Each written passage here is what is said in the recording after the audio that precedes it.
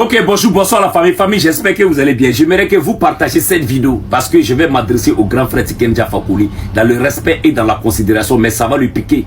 J'espère que vous tous, vous avez écouté ces vidéos-là. Ça a sorti, tout le monde a écouté, que je ne vais pas mettre ici. Mais je vais lui rafraîchir la mémoire de ce qu'il a dit hier.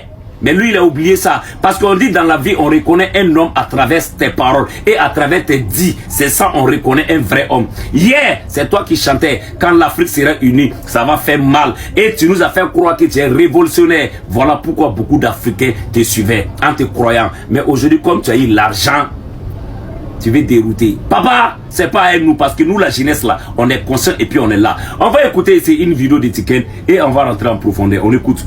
De l'Afrique. Une autre chanson dit quand l'Afrique s'éveillera, ça va faire mal.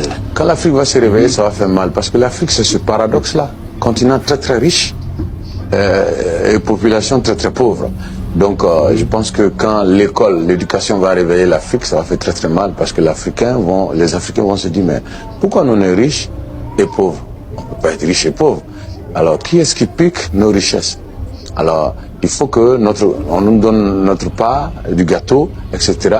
Et je pense que quand les Africains seront ensemble, ce combat peut être gagné rapidement. Parce qu'aujourd'hui, nous sommes à une époque où il y a le combat, je veux dire, des victoires de l'opinion. Et je pense que si les Africains sont ensemble, il y a beaucoup de personnes dans le reste du monde qui veulent nous aider. Oui. Mais c'est nous qui avons la maladie. Il faut que nous, on se dise, on montre où on a mal. Et que voilà, tout le monde viendra nous aider. Balayer les dictatures, balayer tout ça, la corruption. Je pense que tout ça c'est un processus. On parle de corruption en Afrique, effectivement, ça existe, mais ça... Bon, on va s'arrêter ici, famille. J'espère que vous tous, vous avez écouté. Ça dit, en ce moment, il était très très jeune. C'est ça, non? Mais... tu as oublié quand tu es venu voir le capitaine Ibrahim Traoré, tu as tenu des discours que peut-être que toi tu as oublié. Et dans ta dernière sortie, toi-même tu as dit, tu es venu, tu as fait des vidéos, c'est rentré ici, c'est sorti. Peut-être ce que tu imaginais, ce que tu pensais, que peut-être l'AIS, les chefs d'État de l'AIS là, vont faire là. Peut-être que comme ils n'ont pas fait, voilà pourquoi tu changes de veste, mon frère. Mais ça ne passe pas. On va écouter ton discours ici, quand tu étais venu ici au Burkina Faso, on écoute. J'ai l'honneur d'être reçu par le président Traoré et nous avons parlé d'unité africaine. Nous avons parlé de l'Afrique en général. Parce que le combat au Burkina Faso aujourd'hui, c'est un combat pour l'Afrique. C'est un combat pour la vraie copie de l'indépendance. Parce que celle qu'on nous a donnée en 1960, c'était la photocopie.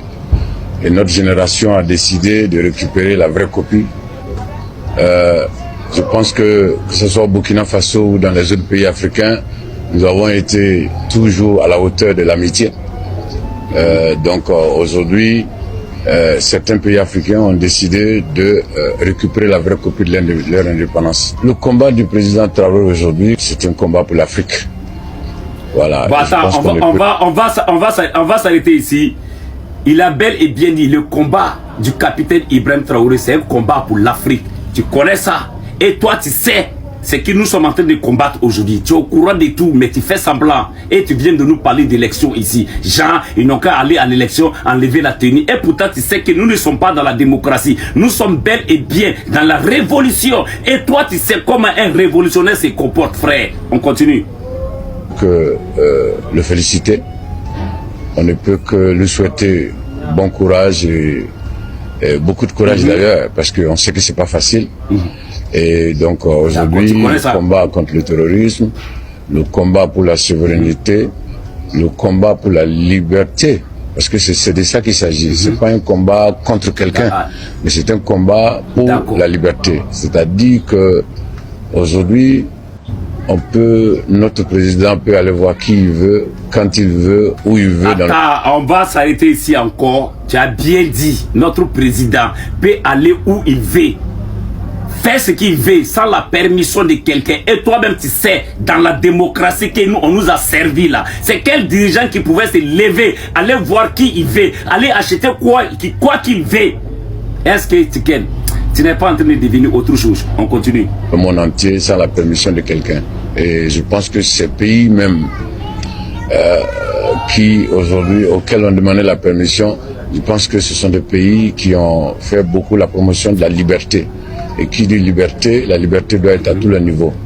Donc je ne peux qu'encourager le président Traoré et le peuple burkinabé, parce que c'est le peuple qui a le pouvoir. Je pense que si le président Traoré est là aujourd'hui et continue de faire ce combat, c'est parce que il a le soutien du peuple. On ne va pas parler de majorité ou de minorité, mais ce qu'on peut dire, c'est que si aujourd'hui le président Traoré est en train de continuer ce combat, c'est parce que le peuple est d'accord. Et donc, nous, on ne peut que lui souhaiter bonne chance et bon courage et lui rassurer. Bon, on va s'arrêter ici. On va s'arrêter ici, famille. On s'arrête ici. On s'arrête ici. Vous avez bien compris. On va pas parler de la majorité. Non, non, non, on regarde pas ça. Mais c'est le peuple qui a décidé que ceux-là, ils n'ont qu'à nous gouverner. Maintenant, toi, ton problème, c'est quoi? Qui t'a envoyé de venir nous dire que nous, on doit aller à l'élection? Est-ce que nous, on t'a dit que nous, là, on veut partir à l'élection? C'est le peuple qui a décidé. Élection, là, on ne veut pas ça. Maintenant, où est toi ton problème, papa? Où est ton problème dans tout ça? Tu nous parles d'élection.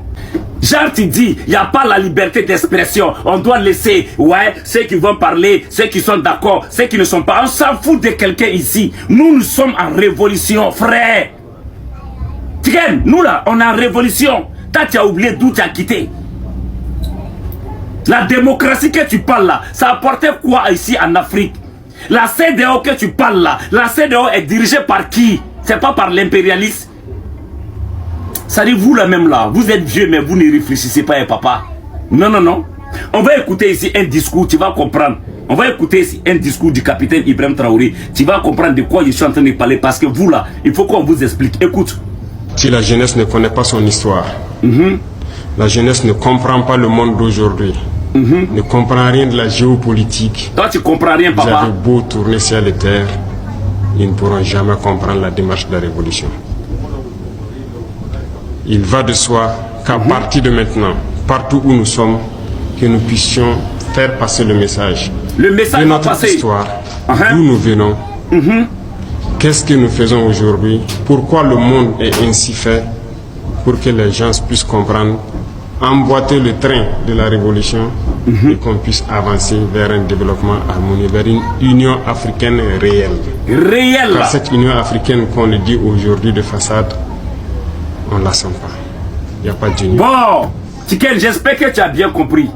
Cette union que toi tu parles d'aujourd'hui là, nous on ne la sent pas. C'est pas une union qui est vraie. Ça dit, nous on veut la vraie. On ne veut pas le faux. La façade qu'on nous donne là, on ne veut pas. La CEDEAO que tu parles là, la CEDEAO est gérée par qui, papa? Faut pas venir nous embrouiller. C'est que tu n'as pas eu dans l'AIS là, c'est ce qui te pousse à faire tes économies là. Nous on est concentrés puis on est conscient. C'est le peuple qui a décidé que ces trois dirigeants là doivent nous gouverner. Il n'y a pas élection. Ils vont nous gouverner jusqu'à eux là, ils seront fatigués. Ceux qui t'envoyaient de venir parler, ceux qui t'envoyaient de venir faire ces discours là, vas-y les dire que le peuple de l'AIS là, il n'y a pas de trahison. Si on veut là, on n'a qu'à avoir 1000 dirigeants. C'est pas ton problème. Nous là, on est unis, on est 3 pays. Et ça là, il y a la fraternité, il y a le vrai qui est dedans. Nous ne sommes pas faux ici. Donc arrêtez de nous embrouiller. Votre élection là, allez-y faire ça chez vous là-bas. Tu nous parles d'élection. En Côte d'Ivoire, l'autre mandat de Ado là, pourquoi tu n'as pas parlé de ça? Et pourtant là-bas, il y a la vraie démocratie. Au Cameroun, Paul Biya a fait combien d'années au pouvoir? Vous ne parlez pas de ça. Depuis toi-même, tu n'es pas né, tu chantes là. Paul Biya est au pouvoir. Est-ce que tu parles de ça? Arrêtez de nous fatiguer ici. Hein. La démocratie a apporté quoi? La France qui est là-bas, là, ils se sont développés par la révolution. Si tu ne sais pas, on va te dire. Il n'y a pas un pays ici en Europe là qui s'est développé par la démocratie. Et tous ils se sont passés par cette révolution que nous sommes dedans. Donc arrêtez de nous fatiguer. Nous on est concentrés puis on est là. La patrie ou la mort nous vaincrons. Que Dieu bénisse le peuple de l'AIS. Tiken, si tu es fatigué, il faut la fermer puis tu t'assois. L'argent que tu cherchais dans l'AIS là, tu ne vas jamais gagner ça. Nous on n'est pas là pour payer quelqu'un. Parce que nous sommes en train de faire un combat qui est noble, qui est vrai. Maintenant nous on a besoin de vraies personnes et non les faux types. Regardez-moi des personnes comme ça. Étaient délogés du sol tchadien, les troupes néocolonialistes françaises et américaines. Eh bien, ce qui avait déjà été fait au Niger, au Burkina Faso et au Mali, un rapprochement géopolitique, géostratégique, un rapprochement diplomatique étroit a été opéré entre les gouvernements du Niger et du Tchad. Et vous savez qui est le maître d'œuvre de cette proximité, le maître d'œuvre de cette fraternité politique, côté tchadien comme côté nigérien. C'est le plus tchadien des Nigériens et c'est le plus nigérien en quelque sorte des Tchadiens, le Premier ministre Ali Mahaman Lamine Zein, qui est un fils du Niger comme un fils du Tchad, appartenant à cette ethnie des Toubou qui est transversale à cette frontière tout naturellement nigéro-tchadienne. Et donc, face à cette architecture de rapprochement, de fraternité, de confiance réciproque qui a été facilitée par l'action du gouvernement d'Ali Mahaman Lamine Zein, il fallait nécessairement essayer de semer la zizanie entre le Niger et le Tchad. Je rappelle que le Niger et le Tchad ont une frontière de plus de 1175 km. Quand vous avez avec un pays une frontière de plus de 1175 km, il est absolument impossible de fermer complètement les 1175 km au mouvement des populations, au mouvement des animaux et donc parfois au mouvement de groupes hostiles. Qui plus est, toute cette frontière est de très longue date une zone d'insécurité, non pas seulement liée au terrorisme, mais liée au narcotrafic et liée à l'ancienneté des mouvements de rébellion anti-nigériens, anti-tchadiens, pro-libyens, pro-soudanais, qui continuent de pulluler dans cette région. Donc c'est dans ce cafouillage que le néocolonialisme et l'impérial terrorisme ont voulu opérer. Je voudrais ici poser une question à mes amis, ceux qui sont habitués, ceux qui sont habitués aux contributions de votre serviteur sur le réseau social. Je voudrais ici vous poser une question. Vous ai-je oui ou non dit, lors de mon analyse de la visite du président tchadien à Paris, qu'il était à prévoir des attaques terroristes à la frontière tchado-nigérienne? Est-ce que je l'ai dit ou non? Parce que vous êtes mes témoins. J'ai autant prévenu le président tchadien que le président nigérien qu'il fallait s'attendre à ce que les néocolonialistes, à ce que les impérialistes essayent par tous les moyens possibles d'utiliser la frontière nigéro-tchadienne pour créer une fragilité, non pas simplement au sud maintenant du Niger, c'est-à-dire sur le front face au Bénin et au Nigeria, mais créer une fragilité sur le flanc est du Niger. Je l'avais dit, ça n'a pas manqué.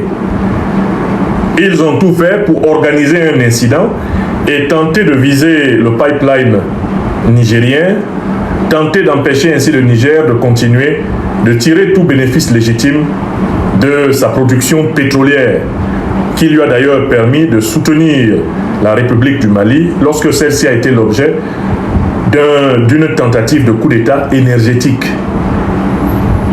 Donc j'avais dit ici que les néocolonialistes, les impérialistes et leurs mercenaires terroristes feraient tout pour mener des incidents à partir du Tchad vers la frontière nigérienne, histoire de donner à croire à l'opinion que le régime de N'Djamena aurait tourné kazakh et aurait décidé désormais de faire la guerre à son régime frère de Niamey.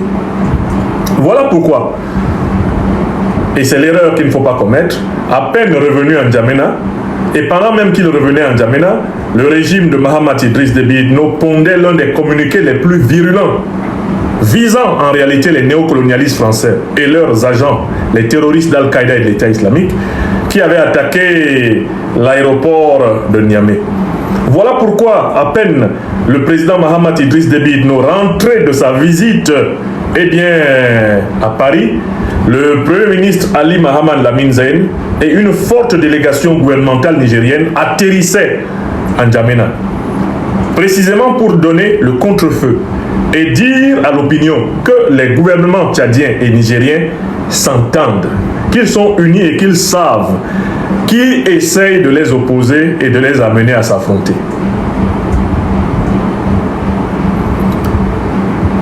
Alors, vous avez vu qu'on a utilisé le territoire tchadien comme base arrière pour tenter d'entrer en territoire nigérien et perpétrer des dégâts. Je vous informe, sans risque de me tromper, que dans les prochains jours, on va essayer d'utiliser le territoire nigérien pour attaquer le Tchad.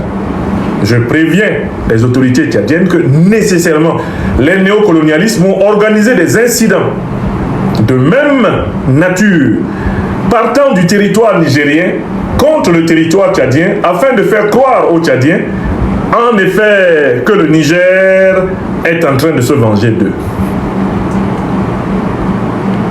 Je vous demande de noter ça et je vous donne quelques jours pour vérifier ce que je viens de dire. Maintenant, vous pourriez me poser la question, pourquoi ne pas appliquer le même raisonnement à ce qui se passe à la frontière entre le Niger et le Bénin? Je n'applique pas le même raisonnement. Pourquoi ne pas appliquer le même raisonnement à ce qui se passe à la frontière entre, je ne sais pas, la Côte d'Ivoire et le Mali, à ce qui se passe à la frontière entre la Mauritanie et le Mali, entre l'Algérie et le Mali? Ce n'est pas du tout la même chose. Le Bénin n'a pas délogé les troupes néocolonialistes françaises et otaniennes de son sol. Le Tchad l'a fait. Ce sont des actes. Le Tchad a rompu les accords de défense et de coopération militaire avec la France et a ordonné à l'armée française de quitter son sol. Et le président tchadien, Mahamat Idriss Déby Itno, n'est pas allé demander à l'armée française de se réinstaller chez lui. Nous avons tous lu ici le communiqué extrêmement méfiant et prudent qui a sanctionné sa visite officielle à Paris. Il n'est pas allé leur demander de revenir. Alors que Talon, quant à lui, a fait sauver son régime par le bombardement de l'armée béninoise par l'armée française, on sait très bien que Talon est actuellement accroché, suspendu comme un pangolin, eh bien, à la puissance militaire française qui a sauvé son régime. Donc, ce n'est pas du tout la même chose. Talon, lui, il a accepté eh bien, l'occupation et la vassalisation de son espace. Ce n'est pas la même chose. Ouattara a accepté l'occupation, la vassalisation de l'espace eh bien, ivoirien. La Mauritanie accepte l'occupation, la vassalisation de l'espace mauritanien par les troupes de l'OTAN. L'Algérie fait de même. Elle héberge les terreaux impérialistes otaniens qui attaquent délibérément le Mali. Ce n'est pas la posture, jusqu'à nouvel ordre, ce n'est pas la posture adoptée par le Tchad. J'interviens donc pour vous dire qu'il faut ici être extrêmement prudent. La proximité et la confiance qui règne entre les dirigeants tchadiens et les dirigeants nigériens actuels nous invite à travailler sur l'hypothèse d'une manipulation duplicitaire des néocolonialistes français et de leurs suppôts les impérialistes. Et je dis et j'insiste pour conclure cette analyse qu'il faut prévoir des attaques de même facture, des attaques duplicitaires, des attaques hybrides de même nature contre le Tchad. Il faut prévoir des attaques de même nature à très court terme contre le Tchad.